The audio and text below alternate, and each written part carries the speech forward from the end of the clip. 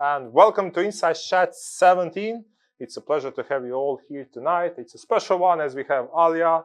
And Alya, we go a long way back. So 2.5 years ago when we started Inside Chat 01, Alya was one of our first guests there with Artyom. And then we met, and at least quite soon we said like we need to have Alya to speak. So it just took us 2 years, but it was. But yeah, throughout the time we really became. I think that I can say friends. We worked as well, so yeah, I think Alya will be amazing tonight, and it's really a pleasure to have you here. And yes, tonight we are going to speak all about building research products, which Alya is expert at it. So we are going to hear her story around. So for start, if you can just share a little bit about yourself, and we'll start with that. Yeah, perfect. So yeah, I'm Alya, the Data and Insights Director at SINE Digital, which is a live entertainment agency. But I think, like every other guest we've had, I fell into insights. I think that just tends to be the way that we get into it. I originally started in a film background, but joined Mindshare thinking, yeah, I want to work in marketing, but I don't know what I want to do yet. Landed in paid search, hated it. I was like, no, I want to do something a bit more interesting. So there I met Artyom, which is where our kind of working journey started.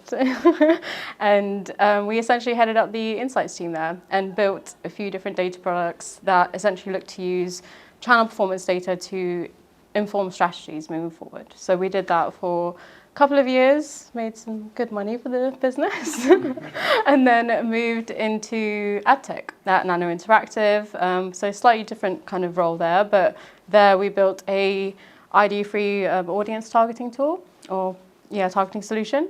So this was at the cusp of like cookieless future. So it was like all the rage, it's amazing. And then thankfully I left just in time when Google decided that they didn't want to get rid of cookies. I was like, great, okay. That was my cue to leave. And now I'm at SINE, and we're looking at building data products for an industry that's maybe a bit far behind in terms of understanding the value of research and how it can actually inform their strategies. So a lot of work to be done, but I think it's going well. Amazing. Okay. It's quite a journey. So let's start by probably defining what a research product is from your point of view. Mm-hmm. So I think it's a standalone service that allows us to use data to address client challenges or issues and inform strategy. So it could be using things like search data or social data to understand the wider opportunity, and that allows us to inform the different channels that we would essentially use to target customers. So this could be market research studies. It can also be things like audience profiling, understanding who you're speaking to. Let's say for a particular client that we've worked on recently, they've hit the ceiling with their intended target audience. So we had to kind of do some research to allow us to expand our audience pool and see what the other opportunities there were. So it's leveraging different types of data to inform strategies and solve business challenges almost. And what are the benefits of productizing a service over just billing hours, as most agencies tend to do? I think it just has a lot more rigor behind it. I think it allows us to actually lean on other tools and systems to inform the strategy in a bit more of an effective way, rather than kind of allowing the channel teams to do that. I don't think they have the remit or the capabilities to actually go all in on a research study. So I think there's a lot of value to be said for like a standalone research piece. And how do you go about navigating that within an agency that's used to bidding by hour, by FTE? I think it's about understanding what the real challenges are for the clients. So for example, at SINE Digital, we know that one of the key challenges that producers face is understanding who to cast for certain theatre shows. So there is actually a prime product opportunity there. We can actually use data to inform your casting decisions. So whilst the industry is still a bit behind and we might put casting directors out of a job, but that's a different conversation, we have the data to actually inform how you come to that decision now. So it's kind of like looking at those challenges and seeing where can data be useful to navigate that. Yeah, just to kind of ask it a slightly different way. You could technically bill by the hour. So why productize? How do you see that? Because that becomes, I imagine, something more tangible for both the customer, but what are the benefits internally and externally for the clients? So I think internally, I don't think it necessarily works in the sense of like we should bill by the hour, especially if we're using proprietary research products or research tools. I don't think it really kind of equates to hourly rates. I think you can actually charge a surplus for that. So in terms of revenue, you can drive more revenue by doing it that way and providing value to the client in that means. Does that answer your question? I mean, the whole idea of the productization, in ideal world, you do research once and then you sell that to 10 clients, right? So that's the idea and the plan behind the agency and the productization, right? Or is not that like in the real world? I think it depends, because I don't think we've ever worked on a study where we can actually just repurpose the entire thing for a different client. Maybe you can, but I think there's also nuances that we have to explore specific to each client and their challenges. And I think that's really why clients are ready to pay a premium, because it is bespoke to them. So you should be talking their language and actually speaking to their current issues rather than kind of rinse and repeating everything that you've done previously. But you do repeat a certain part of the process, and that makes it much easier to do it again. And like estimation of time, the cost, and it's much like it's much better way than every time build it from the ground up, right? Yeah, I think this is something that I've definitely learned in my time of working with RTO. It's always just kind of like thinking about process and like how to be more efficient and more effective in terms of what we do. So whilst you can build, you can create a research study, we're always talking about how do we template this. So rather than it taking 3 weeks, we can cut it down to 2 weeks. Is it like a case of using AI, or is it a case of using an Excel template that we put together, or like, I don't know, leaning on other tools to kind of generate images that are probably a much higher quality? Like, where are those small efficiency gains that we can make to make sure this is quicker, but we're still driving as much revenue as possible in terms of the research? I was just like yesterday I had this show we do like Insights Future Live, and we were speaking about how these days the amount of time that you used to need to do a research is far less. So that's like it looks like the only way going forward will be for most of the like agency as well to productize, because if they keep on selling the hours now you need are much less. So it looks like productization is going to become much more mainstream in every sense of way.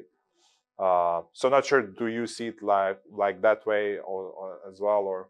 Yeah, I'd agree with that. I think just thinking about how agencies operate, and in terms of like providing media and media activation, a lot of people can probably do that in-house nowadays. They can probably manage their own campaigns. I think media products is really where they're willing to kind of pay a bit more and get a bit more value for their spend. So I think that's really where the opportunity is. Is there a challenge faced with some clients who are accustomed to paying by the hour or paying by an FTE, to them saying, okay, this product is going to be 25k a pop, but it's really good? Yeah. How do you go about I think we're experiencing that at the moment. Yeah, so I think it's about finding a middle ground that works for both parties. So what we've been thinking about recently at SINE is clients aren't prepared to pay 15,000 or 25,000 for a research study, but we obviously know the value behind it, and they can kind of see it, but it's probably easier for them to say, we can just put that towards direct media. We don't actually need to invest in the research. So what we have started to do is almost give them a glimpse of what we can pull together. So rather than looking at the huge audience opportunity, we can put together a few different slides of like, these are a few ideas that we have, but we can explore this for you in a bit more detail, but you will need to pay for that. And one way that we're thinking about working in those ways is we can provide the research at kind of like a base fee that they can cover. So think like maybe £3,000, £4,000. And then we share the research. And if they are willing to take the show to theatre venues and actually sell it in, and then they actually have the funds to be able to pay for that, as long as they've signed to become our media partner, we will recoup those fees as like part of a retainer model. But if we do all that research study and they decide, yeah, we love the research, we're not going to pay you for it, we want to go with this agency instead, they will have to pay in full. So it's almost like finding ways that both parties are it's a bit more palatable for everyone. That's interesting. So you always hook them. Yeah. It's like a soft pitch. That's very cool. Speaking about research products, we'll come back to the sign and why the clients don't see the value in research. We'll leave that for the later part. But speaking of research product, how do you, what consists in a research product from your point of view? First, we have the source of the data, right? So which one that you use throughout the past? Any examples and stuff like that? Sure. I think I've been very lucky to have a lot of exposure to a lot of different types of data sets. Initially, we started working with search data, so keyword data, and I think that was a really good foundation understanding how people demonstrate their intent for something. And then we had a look at social data, and that was interesting to see how differently people can search for a company but also talk about a brand. So there were like extreme nuances there. Just to kind of give you a backstory, there was one client that we worked on that thought that they had the best sentiment ever. Like everyone absolutely loved them. I won't mention the client because I don't want them to see this.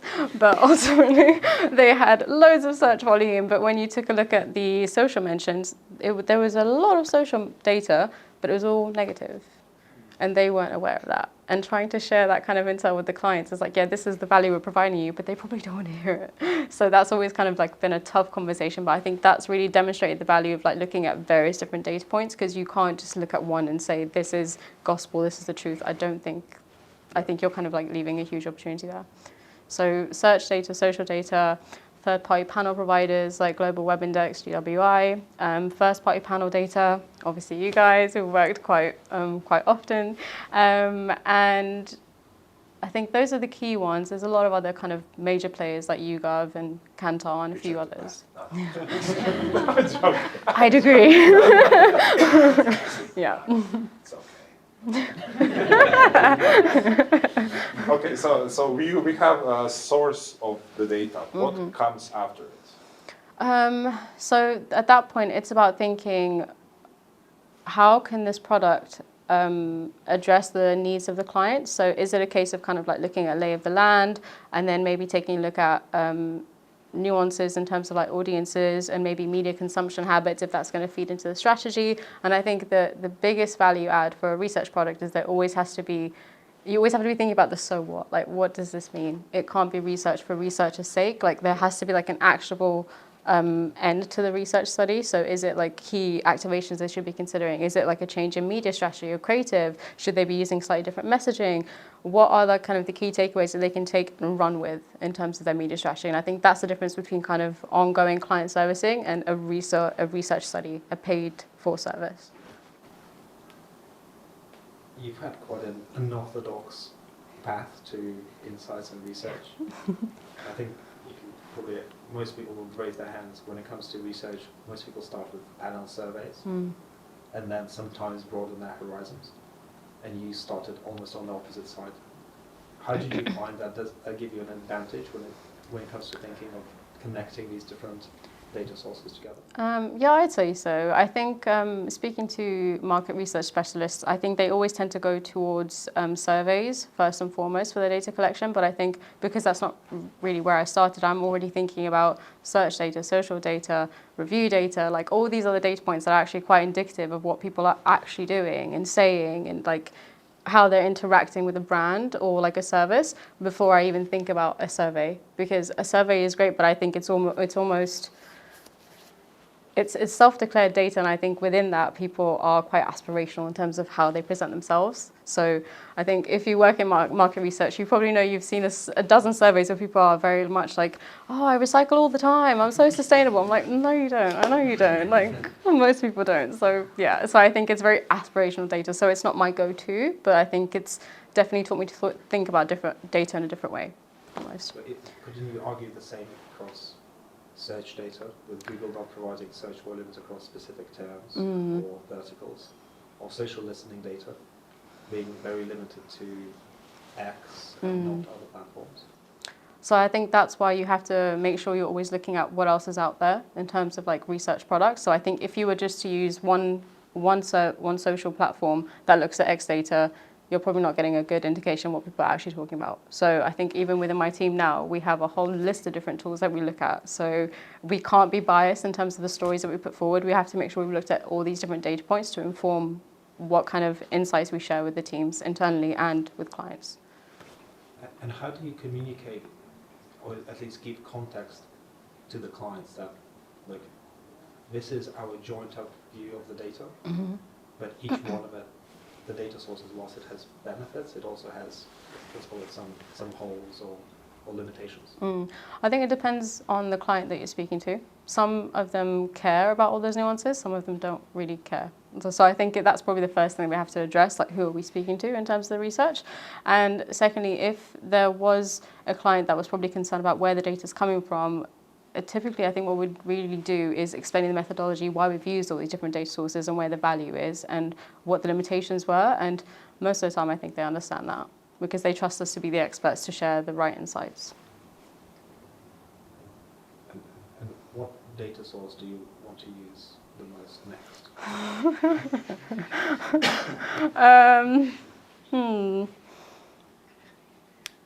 This looked like you already had, that you already know an answer to this. I think he has a desired answer. I'm joking. Same. Let me think. What do I want to use?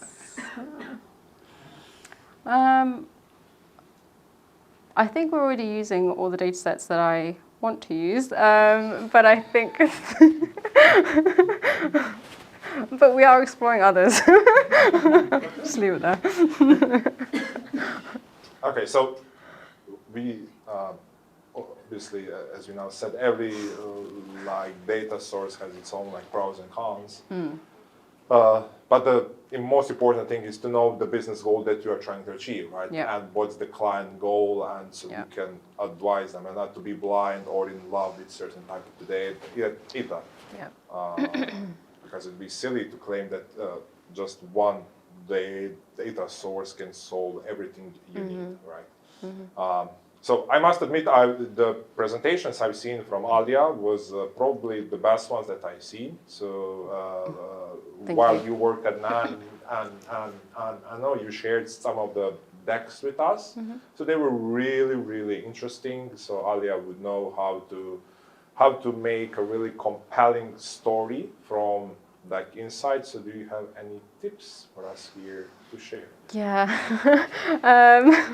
I think there has to be like a clear flow. I think when you're designing a deck, and I think my team will know this very well about me, I am a bit of a perfectionist, but I think what we're trying to do is give as much structure to the deck as possible, not only because we can template that and sell it into more clients moving forward, but it also allows us to digest the information a bit more easily, so we can actually share it with the clients in a digestible way, but then also for the clients to take away and read and actually understand that. And the way that we do that is thinking about things like, does the title make sense? So if you were to read the deck from start to finish and you only read the titles, is there a clear story?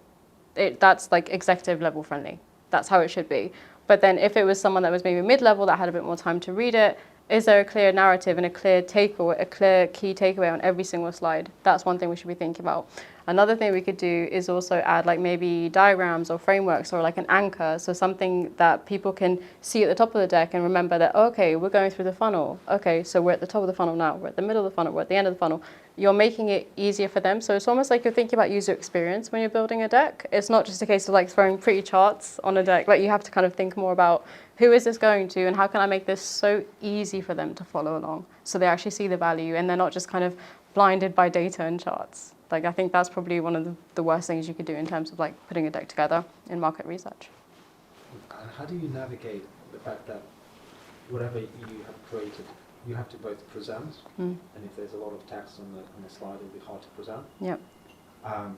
Versus if you want to send it on to the client, if you have too little text, they may not have all of the context. How do you find the middle ground? I think we're trying to find that now. So I think I would personally prefer a slightly more comprehensive report. I think I would prefer that it's a bit more detailed because at least they can take it and read it and digest it in their own time and share it with their own teams. But I think what the solution there would be is if we're happy with the deck and we have a bit more time to share it with the client maybe ahead of time or share it with internal teams so they can start talking about it with the clients directly, and then we book in that time with the clients themselves so it's not entirely new to them, they've heard a bit about the research and we can take them through it one by one but focus on the key things that we want to draw attention to. And this comes back to user experience again. So if we're building a deck and let's say it's like really text heavy, how can we actually draw the eye to the main thing we want them to focus on the deck? So they can still sift through it if they want to, or take their time and read through it. I mean, like, should you have like 2 decks, one for speaking and one to read? No, too I'm not much? a fan of that. I don't think it's a good use of time Yeah. for us. We're all about productization. With AI, you could probably do it. Probably. So how do you measure, like obviously at the end of the day, it's a product, right? You want to Yeah. sell it.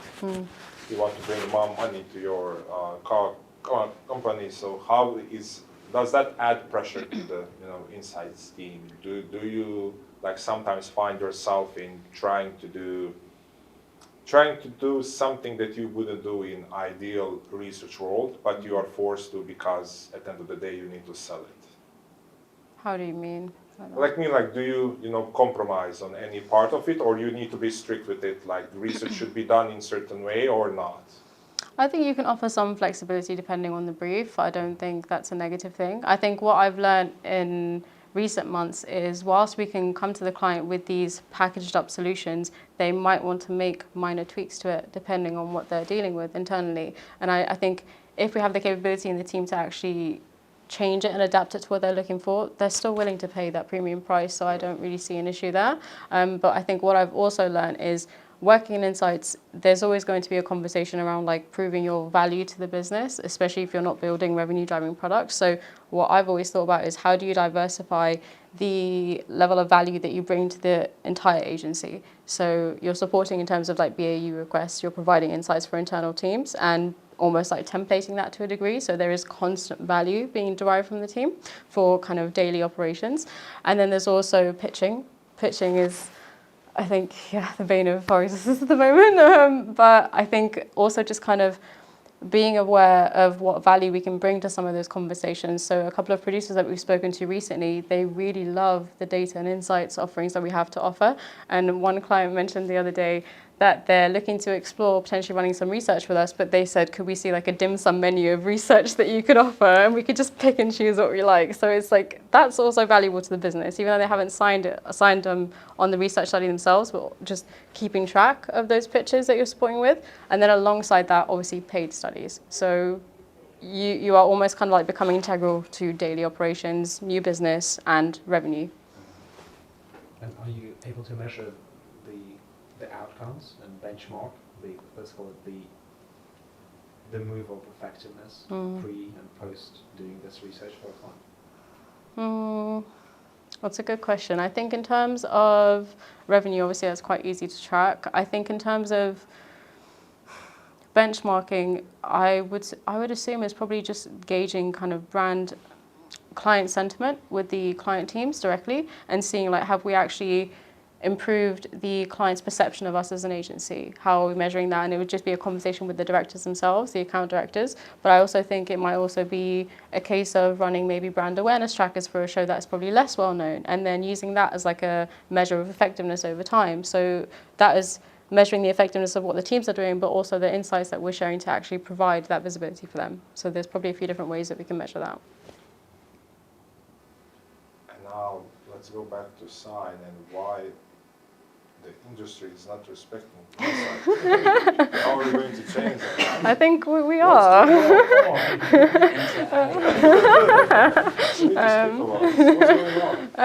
I think they're just slightly more behind in terms of understanding the value of research. I think it's very much a business based on a finger in the air kind of like marketing. It's like, nope, I know best. Don't worry, I know this audience. So it's like more like an artist, like I just know my audience. Yeah. It's not like, you don't need to tell me that. Yeah, that's exactly what it's like. That's exactly what it's like. So a lot of people with loads of experience that just think they know better than the data, and that's fine. That's fine. Okay, we won't argue. But we will show you the data just to kind of like demonstrate that maybe you're not right. So it's having those types of conversations with the clients. But I think one thing that we're also looking to do is almost help rebrand SINE as like the expert of tech and data and insights, and how we bring that to the live entertainment space. So one thing we've done recently is this cost of dull research study, which essentially looks at all of our creative assets that we've collected over the last 5 years or so, and we've used machine learning, or AI, I think AI is the right term, to tag all of that based on marketing principles, psychological principles, behavioral theories, and almost assess the effectiveness of all of that. And this has led to a white paper that we're finishing up at the moment. But ultimately, what we've been able to see from that research is there are a lot of things that we can take away in terms of how to build effective creative. So this is where we're kind of rebranding ourselves to say we are the experts in this space, and we're thinking about creative in a way that nobody else is at the moment. So this is suddenly making our offer of like research a bit more compelling, because they understand how we're positioning ourselves in the industry. So it's looking at thought leadership pieces like that. It's potentially also putting out more kind of marketing collateral in terms of LinkedIn or like other types of platforms, and making sure that we're speaking about the data that we're sitting on, and then potentially also attending the right events and obviously coming to Peak at all. Does that mean you're taking many of the clients on this almost like a data transformation journey and just increasing their maturity over time? Yeah, I'd say so. I think that's definitely something we've been looking at. So we're working with a few venue companies that have data infrastructure in place, but I think there's so much more. We can take that so much further for them ultimately, and allow them to really understand how valuable that data is that they're sitting on. So thinking of like venue companies that own multiple venues in the US, and they're sitting on all this like personal data for people that have signed into the Wi-Fi as an example, but they're not really doing anything with that information. This is where we can kind of come in and say, we can help you build that infrastructure effectively and actually use that for ongoing research and campaign optimization. So it's actually leveraging what they already have in a more effective way. I guess there's cost efficiencies, but also like experience efficiencies of being focused on this vertical. Can you just talk about that? So is there like a checklist that you will take a brand on from A to Z of maturity? And how do you know when it's like the right thing to pitch to the client? So that is something I think we're still kind of figuring out at the moment. It is something that I thought about when I first entered the role, and I think there isn't almost like a one-size-fits-all approach for this from what I can see. I think we have quite a varied list of clients. So we have like immersive experiences, we have theatre venues, we have theatre shows that are probably on for like 6 weeks. So there isn't really a right way to do that just yet. But I think we are almost experimenting with that at the moment. And I think, let's say in about 6 months' time, we will have a framework to use moving forward. But I think we're just still exploring that. And do the clients, the shows differ vastly, or are there commonalities or cohorts within them that you can get learnings from? So saying, let's say before you run a campaign for a certain theatre company or venue, could you cluster that into low, medium, high in terms of size or revenue or exposure? In terms of the research we offer? Or rather, can you predict the results before running the campaign? Or do you have existing, let's call it, case studies to basically say, okay, this will be the right thing for you, and do you just tailor that approach, or does everyone get the same treatment?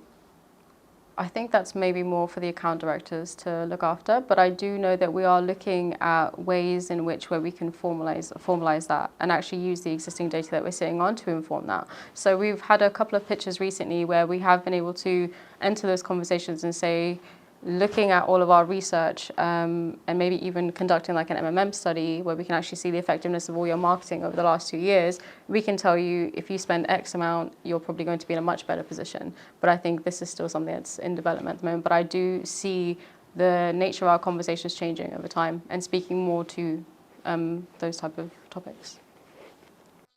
Any examples to point out? And from before, your time before SINE as well, any like specific like case that is that really stuck up with you, like from the research you done, that you can share? We love a good case study.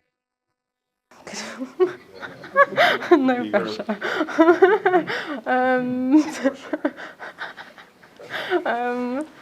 I don't know. I think you're putting me on the spot. A good case study of An example or story. Yeah, I have a good example of like good client servicing, if we want to talk about that. Yeah, I think maybe some of you already heard the story. But no, I think we've definitely worked on a lot of great projects, but I think my favorite moment of working with Picotor, and this is like really where you guys shine as like full service, they are a full service partner, is when we went out one time and my phone got stolen that night and I was going to France the next day and everything was on my phone. So I think when I'd realized my phone was stolen, I just shut down and I just didn't speak, which is probably a rarity. Like I'm always talking. So you knew I was having a hard time. And you and the guys chased my phone down and actually managed to get it back. Yeah, that was a pretty incredible moment and it doesn't feel real, but we have the video to prove it. So grab me after if you want to see it. It's a real story. I'm surprised that's still not available on the Picotor site. Yeah, it actually, yeah, it was brave, but I mean, like not brave. Like it was on the edge of stupidity, and because I stopped the cars and stuff. I know. Yeah, it was a compelling story. Let's say like that. But I actually wasn't aiming for that. But thank you for saying. I wasn't. But that was fun. Anything other from a research part? I don't think anything comes to mind at the moment. No, not at the moment, I'm afraid. Just thinking, so we've discussed the past, the current, but just thinking to the future. Interesting to see the white paper they did integrating the AI and creative analysis. But how else are you integrating AI into research, and how do you see these tools changing the role that you do day to day? Yep. So I have a great example of this. So we just had some AI training at the agency just last week. We have another session next week. But ultimately, we've been looking at how we can use things like ChatGPT a bit more effectively in our day-to-day operations. And the team have built an Alya bot, which is essentially a ChatGPT bot that allows them to get feedback before I actually see the deck. And it's been fed all these like data storytelling books, and it will give them like feedback of like, oh, this needs to be grayed out. There's too much data on this slide. Remove this, remove that. So might be out of a job, hopefully not. I want to see it. So yeah, that's like one way that we've started using AI, but I think we're also using it to help fill in the gaps where we might be missing certain skill sets. So one thing that we've been doing is looking at how we can use ChatGPT to almost reverse engineer code, because I don't have the coding capabilities to do what I wanted to do, but I wanted to build a tool that would categorize search data, and I reverse engineered it through ChatGPT to actually build that code, and now we have a tool that allows us to segment all that information. So instead of like using valuable tech time and resource to look into something like that, we're just using it a bit more strategically. Good. Okay, we are shortly going to turn to Q&A. So if you have any questions for dear Alya tonight, Maureen? So obviously you fell into insights by accident, as most of us have, and now you're sitting here in this chair, massively successful. Like, what's the advice that you would give to someone a bit more junior to kind of hope to get to the place that you're today? Thank you. I think if you're still early on in your career, I can't emphasize enough how important it is to just expose yourself to as much data as possible, so you actually get comfortable with looking at different types of data sets and taking every opportunity that comes your way. So I think I don't think I've ever shied away from an opportunity, even if I've like been dreading it. But I think you just have to put yourself out there and network, meet people, because they will show you the way, and you might find a mentor that will help you get there. Stuff. Any other questions? I guess I'm kind of interested, having worked at an agency, right, where you've got a bigger machine that you're kind of part of that's doing lots of different things compared to like a research company. Yeah, with some of the stuff you're saying about productizing things, I don't know if you can talk about how that's kind of different. I guess if research is the bread and butter of what you're selling versus trying to earn incremental revenue from that, but also supporting a kind of a broader set of services. So what is the difference between how we would conduct research versus a market research company? Do you feel like that really changes like your approach to it if I you're think in so. that environment versus I a think so. research company? Yeah, because I think you're almost in the thick of it if you're actually at an agency, because you can see your research being used effectively in terms of strategy. You can actually speak to the teams directly and make sure what you're putting together is beneficial to the client. Whereas like maybe if you're a market research agency, you can have a lot of briefing, but I don't think you'll get the same level of insight and intel as you would from someone that's actually already part of the agency. So I think that would be the key difference.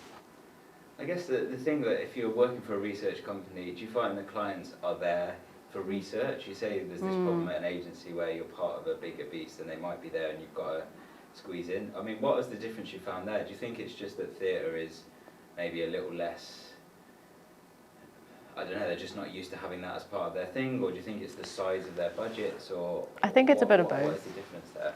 I think it's a bit of both. I think they don't have the budgets initially, but I think it's because they never factored that into their budget. I don't think it's the lack of finances. I just think they don't see the value in it yet.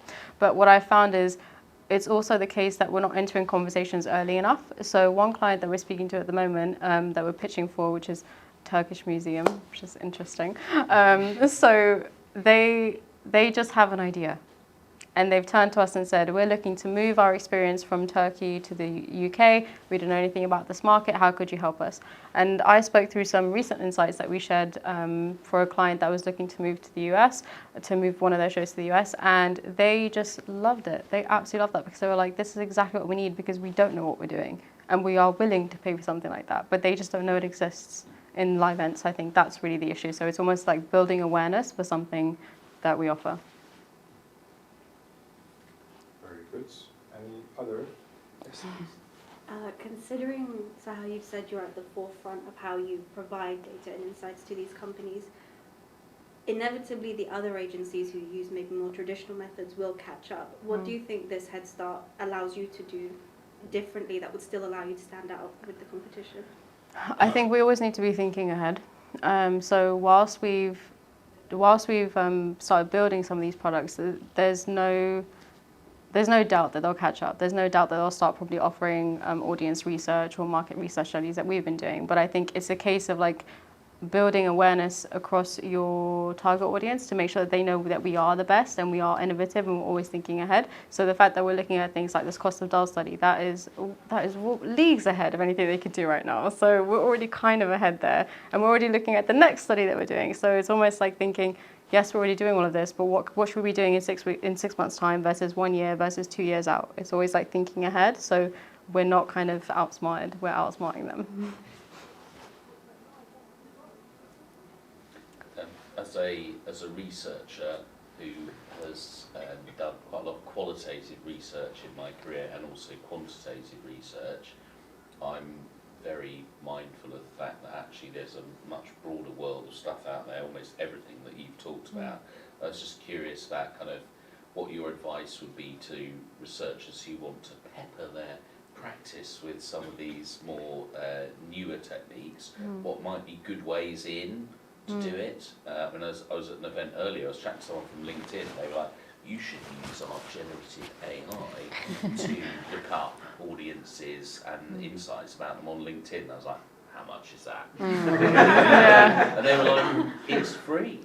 Because if you find good stuff, you'll end up advertising on LinkedIn to those audiences anyway. So I was like, oh, okay, right, well, I must look at that. I just wondered if there are any things, without giving away all your trade secrets, if there's any kind of ways in that you would recommend for people who want to kind of mix it up a bit and go beyond what we might normally have done.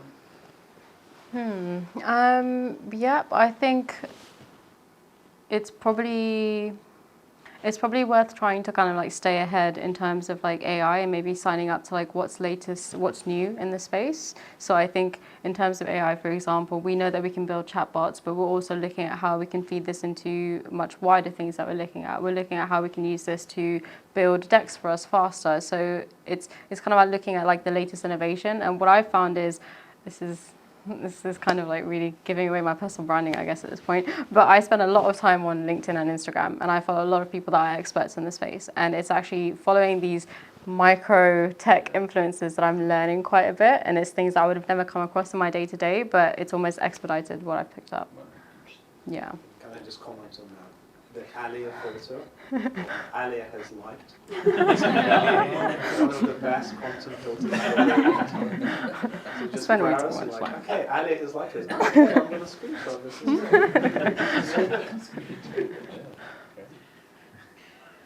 And anyone else? I'm just curious. So you mentioned that the theatre industry in particular is quite behind in its data journey, which I guess for you is good and bad because it means you're having to do a lot of educating and like sort of convincing, but at the same time there's a lot more low-hanging fruit. Because of the things that you're learning with that kind of industry, do you think it's transferable to maybe other markets, which maybe, like, because you're dealing with the more difficult side of it now, could you perhaps transition out of it, or do you think that's a completely different beast? No, I think it's the same. I think it definitely carries through because you learn how to address challenges with data, and that's an invaluable skill, and I think it could be applied to anything, any client, any sector. And just to kind of speak to SINE, like whilst we are focusing on live events, we are looking to explore new sectors this year. So I don't think we're limited by it in any means. I think you can take those skills and run with them. How is to work with art? Good. Blink twice. No, good. I think we've definitely done a lot of winning together. But you learn a lot. I've learned a lot from working with our team, and I definitely value it. It's been a beautiful journey. How many years was it? Like 5 years? 5, I think, yeah. My personal, I think, Alya story is during the pandemic, I think we hit records of what one would call commitment, of pushing the boundaries of hours worked, sometimes on the weekends.